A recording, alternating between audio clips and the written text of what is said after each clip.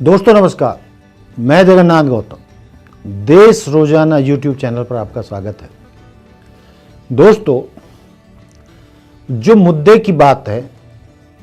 उसमें जो आज हम चर्चा करने वाले हैं वो है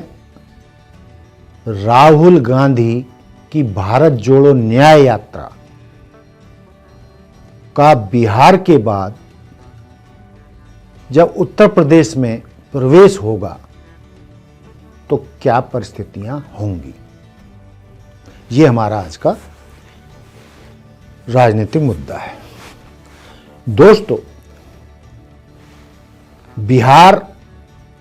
के बाद जैसे ही उत्तर प्रदेश में राहुल गांधी की भारत जोड़ो न्याय यात्रा आएगी, पहुंचेगी, उसके लिए वरुण गांधी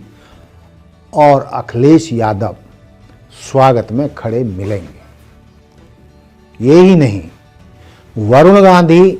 और अखिलेश यादव उत्तर प्रदेश में यात्रा के दौरान राहुल गांधी के साथ कंधे से कंधा मिलाकर चलेंगे, जिससे कि इंडिया गठबंधन को बिहार के बाद उत्तर प्रदेश में भी मजबूती प्रदान की जा सके। दोस्तों, इसमें दो राय अब नहीं है कि उत्तर प्रदेश में इंडिया गठबंधन का मुद्दा और सीट शेयरिंग का मुद्दा लगभग तय हो चुका है। और जैसा कि सब लोग मान रहे थे और चर्चाएं भी थीं, और पिछले दिनों तो पिछले महीने तक तो बहुत ही ज्यादा वरुण गांधी के कांग्रेस में शामिल होने और इंडिया गठबंधन के साथ चुनाव लड़ने की चर्चाएं मुख्य मीडिया और सोशल मीडिया में जमकर रही हैं। और अब वो वक्त आ गया है कि वरुण गांधी इंडिया गठबंधन को मजबूत करने के लिए अपने भाई, अपने बड़े भाई राहुल गांधी के साथ उत्तर प्रदेश में भारत जोड़ो यात्रा, भारत जोड़ो न्याय यात्रा में शामिल होकर इंडिया गठबंधन को मजबूत करने के लिए काम करेंगे। और ये तो लगभग ये भी तय हो चुका है कि भाजपा के साथ अब उनकी पटनी नहीं है। और कुछ लोग तो ये भी दावा कर रहे हैं कि जो लिस्ट उत्तर प्रदेश से भाजपा से चुनाव लड़ने वाले उम्मीदवारों की बनाई जा रही है, उसमें वरुण गांधी और उनकी मां मेनका गांधी का नाम ही नहीं है। तो इससे भी ये तय हो जाता है कि अब इंडिया गठबंधन एकमात्र उनके लिए, उनका राजनीतिक भविष्य तय करने के लिए, उनकी भविष्य की राजनीति को आगे बढ़ाने के लिए एकमात्र संगठन इंडिया गठबंधन है या कांग्रेस है। वो सीधे कांग्रेस में जाएं या इंडिया गठबंधन में शामिल होकर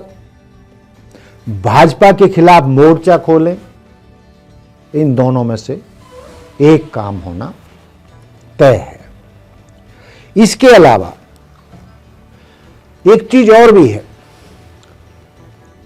कि राहुल गांधी की भारत जोड़ो न्याय यात्रा पर आरएसएस और भाजपा बहुत बारीकी से नजर रखे हुए है। और जो भी राहुल गांधी की न्याय यात्रा से इंडिया गठबंधन को फायदा होने की उम्मीदें जताई जा रही हैं, उन फायदों को निष्क्रिय करने के लिए आरएसएस और भाजपा पहले से ही घोर चिंतन कर रहे हैं और राहुल गांधी के प्रभाव को और इंडिया गठबंधन के प्रभाव को कम करने के लिए या निष्क्रिय करने के लिए वो रात दिन लगे हुए हैं। और इस मुद्दे पर आप ये भी मानकर चल सकते हैं कि जिस तरीके से बिहार में उन्होंने नीतीश कुमार को मैनेज किया है, वो भी राहुल गांधी की न्याय यात्रा के अच्छे परिणामों के डर से ही किया है। इसलिए वो उत्तर प्रदेश, चूंकि उनका सबसे बड़ा गढ़ है, यदि उत्तर प्रदेश में भाजपा ढही, उसका गढ़ ढहा या कमजोर हुआ, जो उन्हें पिछले 2019 के चुनावों में 62 लोकसभा सीटें मिली थीं, यदि वो कहीं आकर 20-25 पर अटक गई राहुल गांधी और वरुण गांधी और अखिलेश गांधी के तिगड्डे के कारण, तो ये जो घाटा उत्तर प्रदेश में भाजपा को होगा, उसकी पूर्ति फिर लगभग कहीं से नहीं हो सकती। और यदि ऐसा हुआ तो भाजपा का बहुमत में आना मुश्किल हो जाएगा।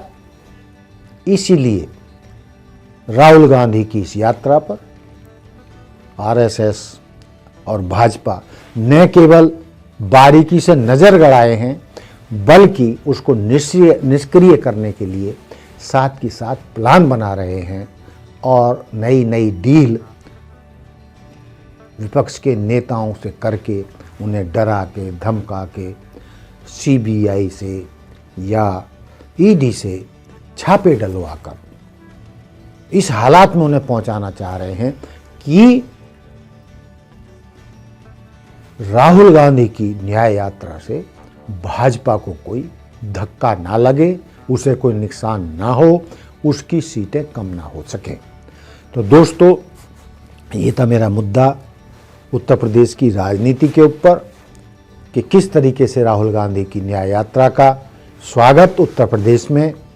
वरुण गांधी और अखिलेश यादव करेंगे और उनके